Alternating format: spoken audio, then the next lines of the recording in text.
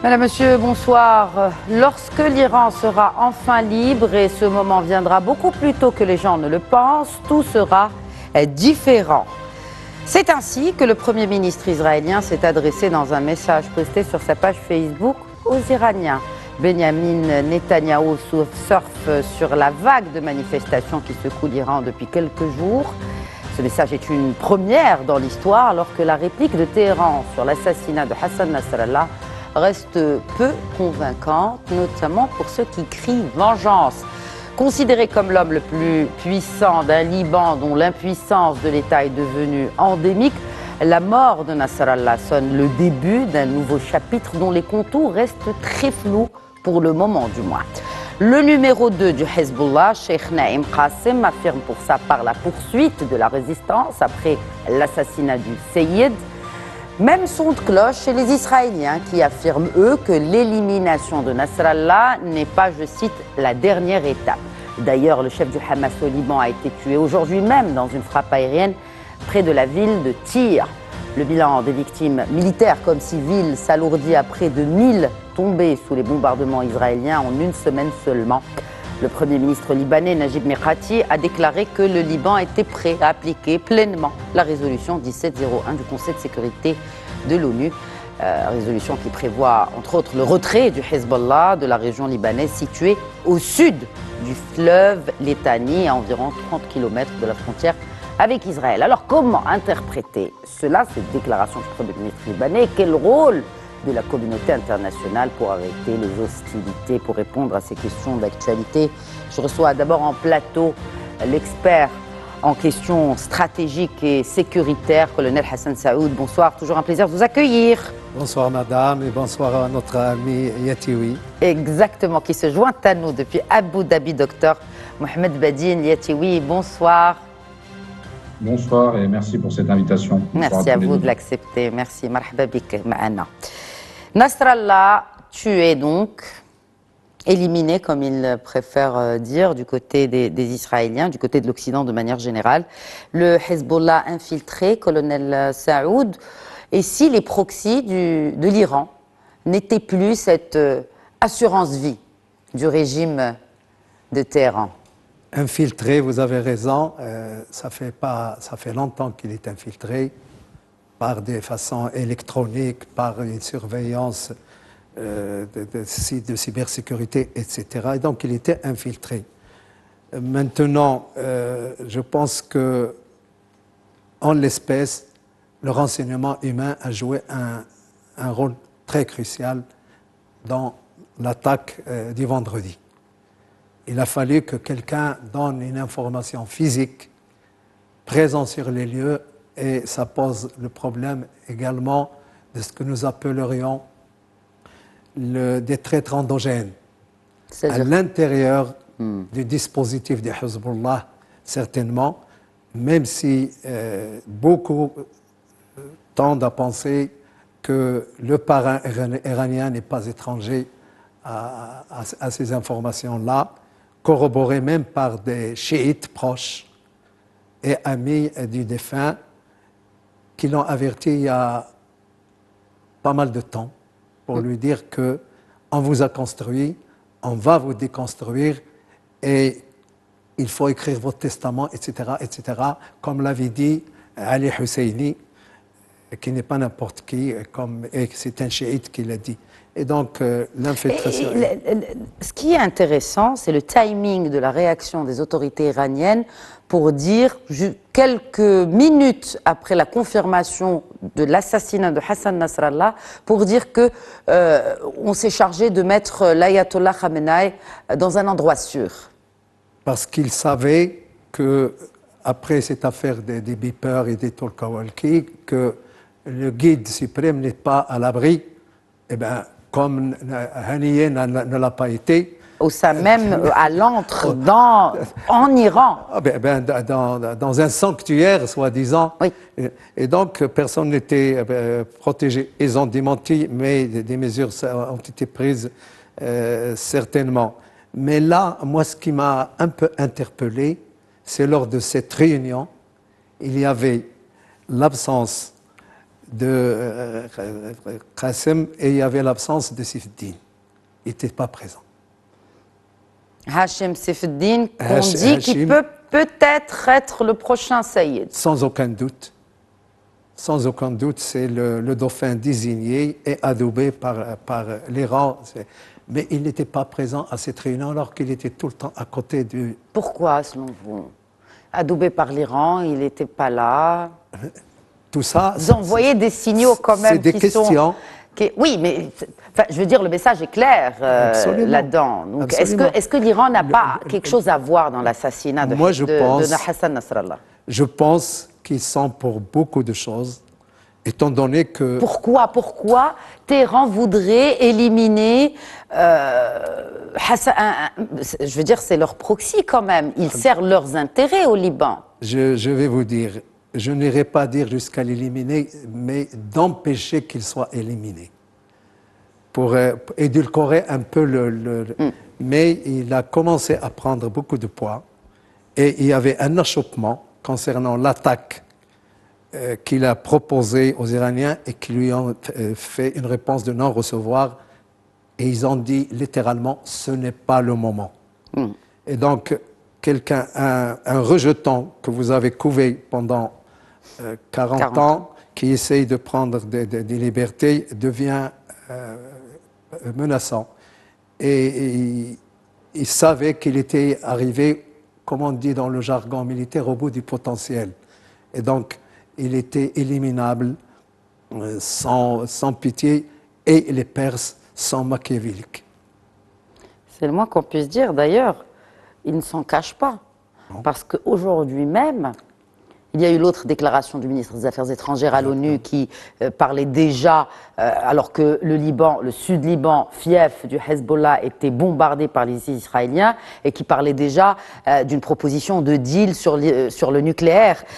D'autant plus qu'aujourd'hui même, ce même ministère des Affaires étrangères affirme que l'Iran ne va pas déployer des combattants au Liban et à Gaza pour affronter son ennemi juré, Israël. C'est ce qu'a affirmé la diplomatie iranienne aujourd'hui même.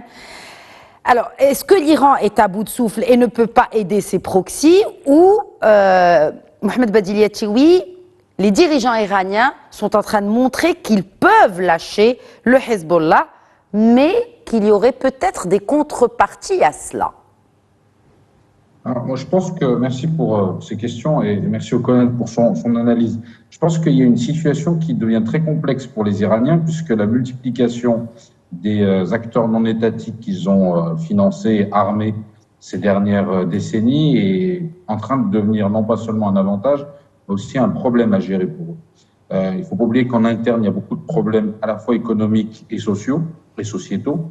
On est maintenant plus de 45 ans après la révolution khoméiniste, et on voit que la société iranienne, du fait de son évolution et du fait du poids de la jeunesse, n'accepte pas forcément tous les interdits et aussi les conséquences des sanctions économiques sur la vie quotidienne. Donc je pense que le coût, par exemple, du soutien iranien au Hezbollah est un problème en interne. Il y a beaucoup de discussions qui existent, même au sein de l'appareil d'État. Je pense que s'il y a eu trahison, pour répondre directement à votre question, je ne pense pas que ça vienne directement des caciques du régime. Je pense qu'il y a un énorme problème en Iran au sein du renseignement. C'est-à-dire qu'il y a des agences de renseignement il y a une compétition entre eux, qui est très claire, et tout le monde veut plaire au guide suprême, quitte parfois à vouloir en faire trop. Et s'ajoute à cela un autre problème, des membres des services de renseignement iraniens sont très clairement, on va dire, inféodés à d'autres puissances, et certainement des informateurs de puissances occidentales, voire même d'Israël. Et c'est là que je pense que Nasrallah, tout comme Haniyeh, ont fini par périr, l'un à Téhéran et l'autre à Beyrouth, ce qui est très symbolique. Et je pense que c'est un problème de coordination à l'intérieur du système iranien et un problème de compétition, plus la trahison qui est très certaine. Est-ce que c'est le guide suprême qui a lâché Nasrallah? Je ne pense pas. Nasrallah est un symbole. Il ne faut pas oublier que le précédent leader, Abbas Moussaoui, a lui aussi été assassiné par l'armée israélienne en 92 et Nasrallah avait pris la suite depuis. Est-ce qu'il était devenu gênant? Peut-être, c'est-à-dire qu'il avait un poids au sein de la société libanaise chiite et même au-delà, qui était très important. Mais il ne faut pas oublier que le prestige, si vous voulez, que Nasrallah avait gagné en 2006 suite à son affrontement contre Israël, où finalement les Israéliens avaient rebroussé chemin, Oui. il a perdu cette aura-là. Il ne faut pas oublier, entre-temps, le Hezbollah a soutenu le régime de Bachar el-Assad avec les Iraniens Exact. contre le mouvement et que son image au Liban et dans le Moyen-Orient et dans le monde arabe en général en a fortement pâti. Maintenant, le problème de l'Iran, ça va être, et je vais conclure avec ça va être aussi de gérer ses autres proxys. C'est-à-dire que maintenant, les Houthis au Yémen, qui sont beaucoup moins faciles à gérer pour Téhéran que le Hezbollah, parce que en termes idéologiques, ce sont des chiites zaïdites et non pas des jafarites, donc ils ne reconnaissent pas forcément la légitimité religieuse du guide suprême Khamenei, et les Houthis sont prêts à en découdre et avec Israël. On a vu qu'il y a eu des attaques des deux côtés entre Israël et les Houthis, et le problème, c'est que là, on peut aller vers un embrasement régional, puisque entre les deux, il y a un pays qui est un pays clé pour la région, qui est l'Arabie Saoudite. Et l'Arabie Saoudite ne se laissera pas faire et a besoin d'avoir un minimum de sécurité, ou même un maximum de sécurité, pour mener à bien ses projets de développement. Alors justement, avant de discuter, parce qu'ils sont là, ces risques d'embrasement, Gaza, le Liban, le Yémen, peut-être demain l'Irak, la Syrie, il y a déjà eu des frappes. Enfin, je veux dire, Israël s'active quand même, si je puis me permettre d'utiliser l'expression, s'active un peu dans la région, bombarde un peu à droite à gauche le Yémen, la Syrie, bien évidemment le Liban et Gaza. Mais avant, il y a quelque chose qui a été évoqué par le professeur Badil Yatiwi, c'est ce régime qui montre quelques fragilités. Et puis il y a des protestations. Il y a des protestations aujourd'hui, depuis quelques jours, en Iran, des manifestations, des protestations, les gens ne sont pas contents. Et le pouvoir israélien, Benjamin Netanyahou en l'occurrence, profite et saisit l'occasion pour s'adresser aux Iraniens. Enfin, je veux dire, c'est quand même le comble, Hassan Saoud. Et c'est de l'inédit. Oui, je veux dire, c'est quand même un dirigeant israélien, c'est l'ennemi juré des Iraniens qui s'adresse dans un message Facebook, on peut le voir là, il est en train de s'adresser directement aux Iraniens et de leur promettre de l'espoir, de la liberté, d'ouvrir une nouvelle page dans l'histoire entre Israël et l'Iran. Enfin, c'est une analyse de ce geste. D'abord, il traite la population iranienne de braves Iraniens en préambule.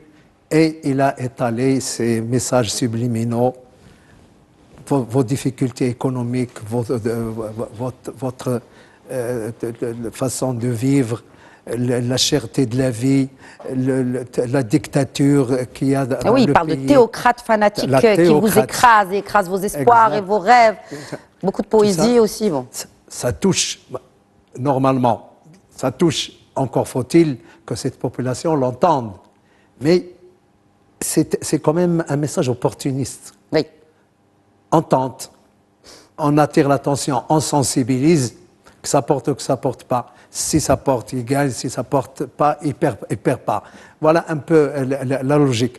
Encore faut-il qu'il soit entendu, compte tenu des fragilités, comme vous venez de dire, qu'il y a, du mécontentement, notamment des femmes, pour la liberté. Il parle quand même de protestations inédites depuis 2009. Absolument. C'est-à-dire l'ampleur des protestations, des manifestations qui se passent en ce moment même en Iran sont d'une ampleur inédite. Et d'une répression inédite aussi. Oui, ça accompagne bien évidemment. Mais ça aussi, connaissant le régime. Et il l'évoque aussi, il évoque la situation dans laquelle... Et donc, il a lancé ce message-là. Ça veut dire qu'il fait la différence entre une théocratie écrasante et un peuple valeureux. Le message est quand même très opportuniste. Je ne sais pas s'il va porter ou pas, mais en tout cas, il enfonce un clou. Et je pense qu'il ouvre une porte qui est déjà... Il enfonce une porte qui est déjà ouverte. Le résultat, on verra. Oui. Enfin, de résultat, surtout, si l'Iran ne s'implique pas, on va dire, directement pour répondre, pour réagir, Mohamed Badil Yatiwi, à la mort de Hassan Nasrallah, à l'assassinat de Hassan Nasrallah par les Israéliens, en tout cas le Hezbollah, par la voix du numéro 2, donc du vice-secrétaire général, ce Cheikh Naïm Qasem, veut poursuivre la résistance. Comment ? Le Hezbollah peut-il poursuivre la résistance s'il a été amputé, pour d'autres il a été décapité de ses têtes pensantes, des hauts gradés du commandement, notamment militaire et politique, par l'assassinat tout récent de Hassan Nasrallah? Je pense qu'il faut distinguer, il y a plusieurs branches au sein du Hezbollah. Il y a la branche militaire, il y a la branche politique, et il y a toute la partie sociale, d'aide sociale, qui est très efficace d'ailleurs, et ce qui a beaucoup joué en faveur de sa popularité au Liban, notamment au sud du Liban et au sud de Beyrouth. Mais je ne pense pas que le mouvement ait été décapité. Il est considérablement affaibli, ça c'est une chose. Il ne se remettra pas de sitôt de la disparition de Nasrallah, qui a été son leader depuis plus de 30 ans. Mais il aura une capacité à se reconstituer, c'est-à-dire qu'ils ont un certain nombre d'armements. On parle de 100 à 150 000 missiles, sans compter les roquettes. C'est un mouvement qui est très bien organisé. Il y avait déjà des successeurs. Et si vous voulez, j'ai envie de dire, tous les postes sont doublés. Donc, ça ne posera pas forcément de problème. Le vrai problème pour eux, ça va être dans quelle mesure l'Iran sera prêt à les aider, directement ou indirectement. Et on a appris il y a quelques heures que, via les officiels américains, qu'Israël envisageait dès aujourd'hui, dès ce soir, très certainement, une intervention terrestre. Mais l'intervention terrestre, elle sera très limitée. On ne sera pas comme en 2006 ou comme la période 82-2000 où les Israéliens vraiment avaient occupé le Liban. Quelles sont les chances, selon vous, pour que cela se produise réellement? Ça va se produire. Il y aura il y a des groupes, il y a un petit groupe qui est déjà sur place. Il y a un responsable israélien qui a déclaré à une chaîne américaine que des opérations de petites forces avaient été lancées dans le sud du Liban aujourd'hui même. Donc, est-ce que cela préparait-il une incursion? Si incursion il y a, quels sont les scénarios? On sait que quand même le Hezbollah dispose de dizaines de milliers de combattants, plus les réservistes. Est-ce que ce ne serait pas une opération suicidaire pour Israël que d'aller sur le terrain au Liban pour faire cette incursion terrestre? Ce serait une opération très risquée d'aller sur le terrain au Liban, et notamment forcément au sud du Liban pour commencer, ce qui est la zone historiquement favorable au Hezbollah, sa zone géographique d'origine, sachant qu'il faut toujours prendre en compte une chose, ça fait bientôt 1 an que l'armée israélienne est à Gaza et n'a toujours pas réussi à atteindre ses objectifs, si on se met à faire un peu d'évaluation. Quand on compare le territoire de la bande de Gaza avec juste le sud du Liban, je veux dire, on n'est pas du tout sur la même densité de population, ni sur la même superficie. On est sur une superficie beaucoup plus grande au Liban. Donc ça va être assez risqué pour eux, et surtout avec quels objectifs? Parce que le problème de Benjamin Netanyahou et de son cabinet de guerre, c'est qu'ils ont des objectifs militaires qui souvent n'arrivent pas à atteindre, et il n'y a pas d'objectif politique. Et ça, c'est un véritable problème, puisqu'à un moment donné, une fois qu'on a fait une intervention militaire, que ce soit à Gaza ou là, dans ce cas-là, au sud du Liban, pour quel objectif politique? Si c'est détruire l'armement, les caches d'armes du Hezbollah, oui, mais dans ces cas-là, pourquoi pas le faire par voie aérienne? Vous voyez, même s'il y a de toute façon d'ores et déjà une no-fly zone au-dessus du Liban, c'est-à-dire que ce sont les Israéliens qui contrôlent l'espace aérien libanais depuis plusieurs jours. Il y a des avions iraniens qui ont voulu rentrer au Liban et qui ont fait demi-tour pour pas se confronter à l'armée de l'air israélienne. Donc la vraie question de l'intervention terrestre, ça sera pour combien de temps, pourquoi faire et comment surtout. Est-ce qu'on va aller avec des petites unités très rapides et essayer de détruire? Oui, mais pour faire quoi? Détruire quoi? Oui, détruire quoi au juste, en fait? Parce que quand on dit que l'élimination de la tête du Hezbollah n'était pas la dernière étape, ça c'est Galland qui l'a déclaré, quelle serait la dernière étape? Parce qu'à Gaza aussi c'est pareil, on ne voit pas d'issue, en fait, au final. Non, mais en fait le problème, c'est que l'impression que donne le gouvernement israélien, le cabinet de guerre depuis bientôt 1 an, c'est de faire des coups.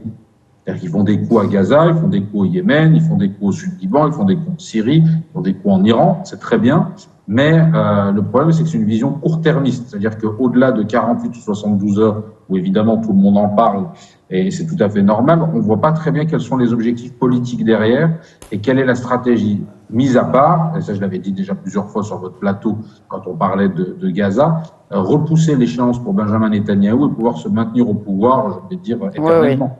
Oui.